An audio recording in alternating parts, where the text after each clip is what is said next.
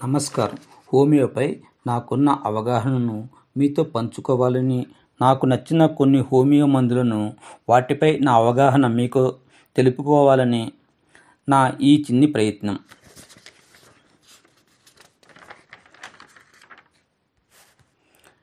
ఈరోజు చైనా మందు గురించి తెలుసుకుందాం.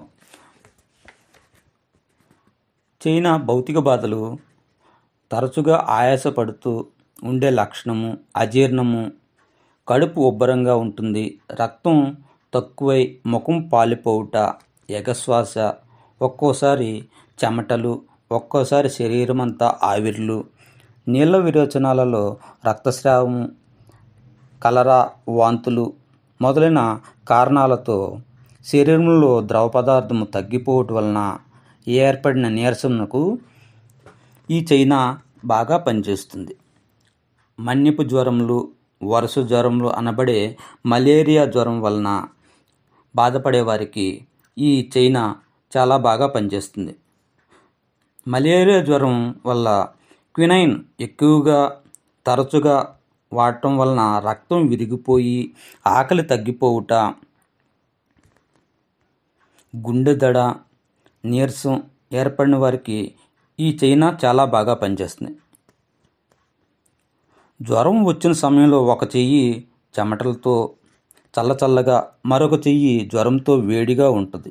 ముఖ్యంగా అరచేతుల్లో ఈ లక్షణాలు బాగా కనిపిస్తాయి. చైనా మందు వేసేటప్పుడు మలేరియా జ్వరం ఉండకూడదు. ఎక్కువగా స్రావం వెడలి, తర్వాత తలనొప్పులు, సంభోగానంతరం తల వెనుక భాగంలో ఎక్కువగా నొప్పి, శిరస్సు బద్దలవుతున్నాయి అన్నట్టు అనిపిస్తుంది. తలనొప్పి వలన మెదడు తిమ్మిరిగా ఉన్నట్లు తోస్తుంది.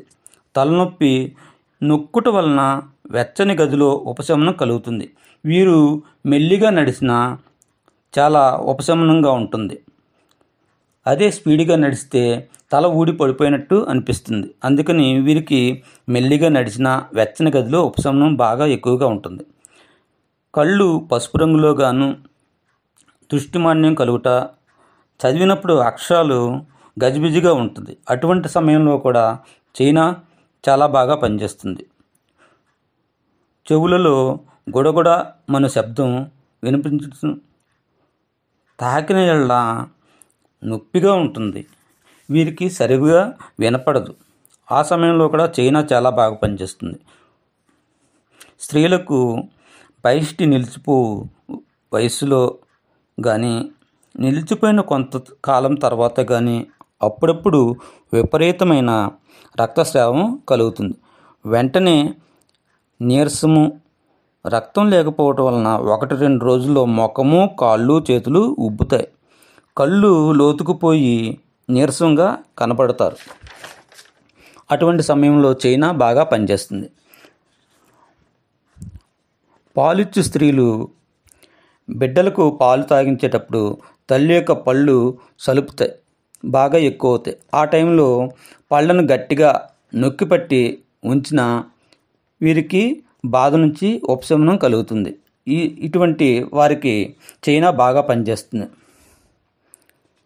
వెన్ను, మెడలు, వేళ్ళు కత్తులతో చీల్చుతున్నట్టు విపరీతమైన నొప్పులతో అప్రయత్నంగా పెద్దగా మూలుగుతారు. ఇలా మూలగడం వల్ల వీరికి ఉపశమనం కలుగుతుంది. అటువంటి సమయంలో కూడా చైనా బాగా పనిచేస్తుంది.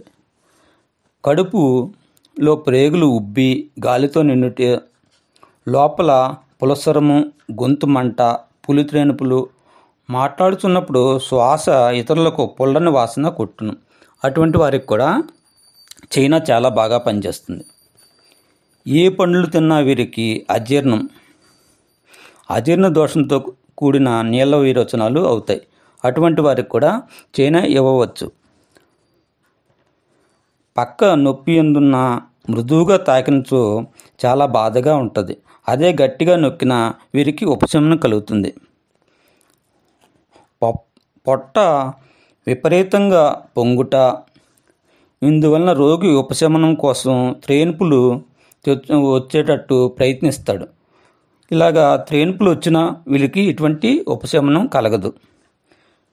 చలి జ్వరం అనేది రోజు విడిచి కానీ 3 రోజులకు ఒకసారి కానీ 7 రోజులకు ఒకసారి కానీ ఒక్కోసారి ప్రతి సంవత్సరం ఒకే నెలలో వస్తుంది.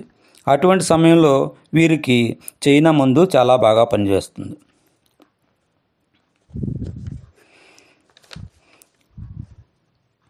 వీరికి కడుపులో నొప్పి ఒకే సమయంలో వచ్చి ఒక సమయంలో తగ్గుతుంది. అటువంటి టైంలో గాలిబ్లాడర్ పిత్తాశయంలో రాళ్ళు ఉన్నాయని తలచి చైనా వాడితే బాగా పనిచేస్తుంది.